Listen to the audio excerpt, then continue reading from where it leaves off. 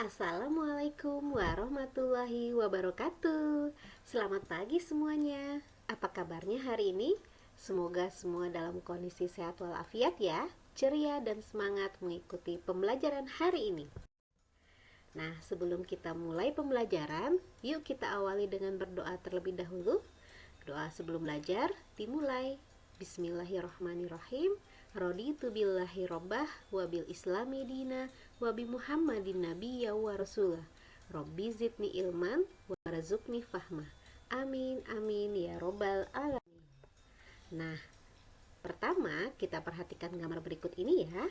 Pernahkah kalian melihat kejadian seperti ini di sekitar kalian? Nah, peristiwa apakah ini? Ya, betul.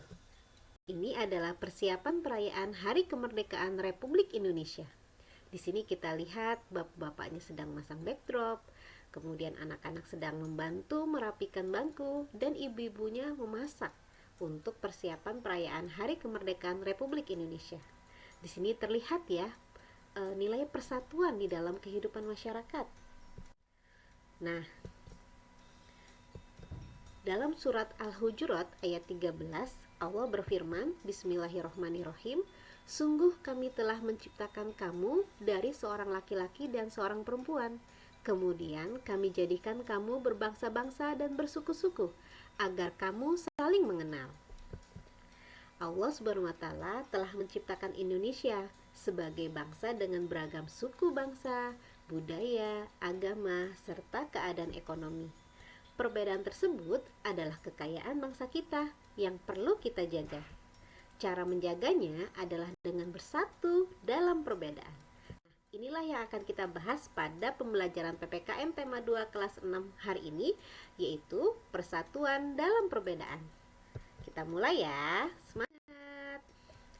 Tujuan pembelajaran hari ini, melalui kegiatan pembelajaran hari ini, siswa dapat yang pertama, menelaah persatuan dan kesatuan terhadap kehidupan berbangsa dan bernegara, beserta dampaknya atau pengaruhnya. Yang kedua, menyajikan hasil telaah persatuan dan kesatuan terhadap kehidupan berbangsa dan bernegara, beserta dampaknya. Kita mulai ya. Bismillah. Persatuan dalam keseharian kita. Nah, untuk menjaga semangat persatuan, kita perlu hidup rukun. Berikut ini adalah gambar-gambar kegiatan yang ada di sekitar kita. Kegiatan-kegiatan ini mencerminkan rukun di lingkungan keluarga, rukun di lingkungan sekolah, dan juga rukun di lingkungan masyarakat. Nah, manakah yang merupakan gambar pelaksanaan rukun di lingkungan keluarga? Ya, betul. Kerja bakti di rumah adalah salah satu contoh rukun di lingkungan keluarga. Piket kelas di sekolah termasuk rukun di lingkungan sekolah. Bermain bersama teman, penghijauan bersama teman, dan menolong orang yang kecelakaan itu adalah contoh kerukunan di lingkungan masyarakat. Nah, kita akan bahas satu persatu ya. Yang pertama adalah persatuan dalam perbedaan di lingkungan sekolah. Perbedaan suku bangsa antar teman sekelas itu pasti ada. Teman-teman di kelas biasanya berasal dari berbagai suku bangsa. Kadang kita dapat mendengar logat daerah yang berbeda-beda juga loh. Nah, oleh karena itu, kita harus menumbuhkan sikap saling toleransi atau menghormati agar tidak mudah tersinggung saat bercakap-cakap. Nah, ini adalah kegiatan piket di sekolah. Piket kelas bersama-sama dapat membuat pekerjaan menjadi lebih ringan dan mudah selesai.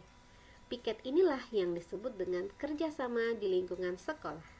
Kerjasama ini menjadi salah satu bentuk persatuan dalam perbedaan. Agar kita dapat bekerja sama dalam perbedaan, penting untuk memperhatikan 3 hal. Yang pertama, sikap peduli. Yang kedua, toleransi atau saling menghormati. Yang ketiga, mendahulukan kepentingan bersama. Mudah-mudahan kita semua bisa menumbuhkannya ya. Nah, begitu banyak manfaat ketika kita menerapkan nilai persatuan di lingkungan sekolah. Yang pertama, kita dapat saling membantu jika ada pelajaran yang tidak dimengerti. Yang kedua, suasana belajar di kelas menjadi nyaman. Yang ketiga, persahabatan semakin erat dan membangun kekompakan. Dan yang keempat, tugas makin mudah dilakukan dan cepat selesai. Senang kan ya ketika kita bersekolah dan kita akrab dengan teman-teman kita? Yuk kita tumbuhkan terus. Persatuan dalam perbedaan di lingkungan masyarakat adalah hal yang kita akan bahas selanjutnya ya. Nah, kerja bakti mengecor jalan adalah salah satu contoh kegiatan persatuan dalam perbedaan di lingkungan masyarakat. Nilai persatuan dalam masyarakat juga muncul ketika setiap orang memiliki sikap peduli, toleransi, dan mendahulukan kepentingan bersama. Walau berbeda suku, agama, budaya, kita tetap bisa menumbuhkan persatuan dalam perbedaan dan bisa saling bekerja sama. Syaratnya tadi, menumbuhkan 3 sikap, yaitu peduli, toleransi, dan mendahulukan kepentingan bersama. Manfaat dari bekerja sama, yaitu pekerjaan terasa ringan, cepat selesai, dan pastinya bisa memupuk persatuan. Nah, ini contoh lain menerapkan nilai persatuan di lingkungan masyarakat, yaitu rapat pembangunan desa. Di sini, semua warga bisa menuangkan ide-idenya untuk mengembangkan desa atau lingkungan tempat tinggalnya. Manfaatnya antara lain, yang pertama, kehidupan masyarakat menjadi aman, tentram, dan damai. Yang kedua, masalah lebih cepat selesai dan ringan dikerjakan karena semua masyarakat bersatu. Yang ketiga, banyak ide yang bisa dibahas bersama dalam musyawarah untuk kepentingan bersama. Dan yang terakhir, lingkungan menjadi maju, asri, dan juga nyaman ditinggali. Senang kan ya? Nah, berikutnya kita meneladani kerjasama para pejuang sebagai bentuk penerapan nilai persatuan. Sesungguhnya para pahlawan telah berjuang selama ini untuk memerdekakan Indonesia. Para pejuang berhasil merebut dan mempertahankan kemerdekaan karena menunjukkan nilai persatuan. Ingat, dengan bersatu, Indonesia bisa merdeka dan Indonesia bisa maju. Dari persatuan para pejuang ini, kita bisa meneladani 4 hal. Yang pertama, rela berkorban. Yang kedua, tanggung jawab terhadap bangsa. Yang ketiga, nasionalisme atau cinta tanah air. Dan yang keempat, pantang menyerah. Berikut adalah contoh sikap meneladani nilai persatuan perjuangan para pahlawan. Yang pertama, sikap rela berkorban. Kita bisa menyisihkan uang saku dan menyumbangkan pakaian dan barang layak pakai untuk korban bencana alam. Yang kedua, sikap tanggung jawab.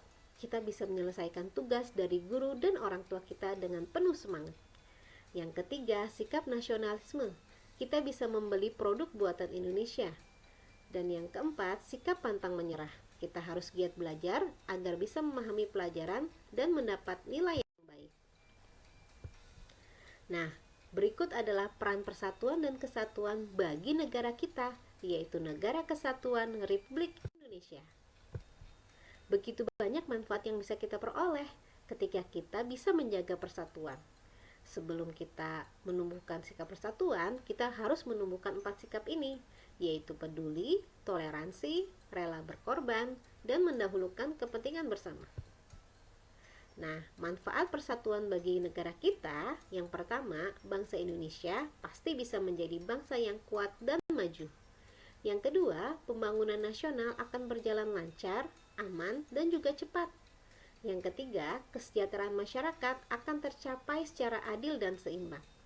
Dan yang keempat, bangsa Indonesia terhindar dari perselisihan, serta persaudaraan antar warga negara terjalin semakin erat.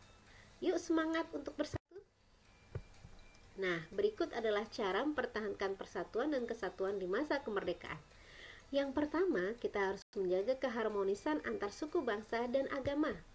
Yang kedua, meningkatkan semangat kekeluargaan dan gotong royong.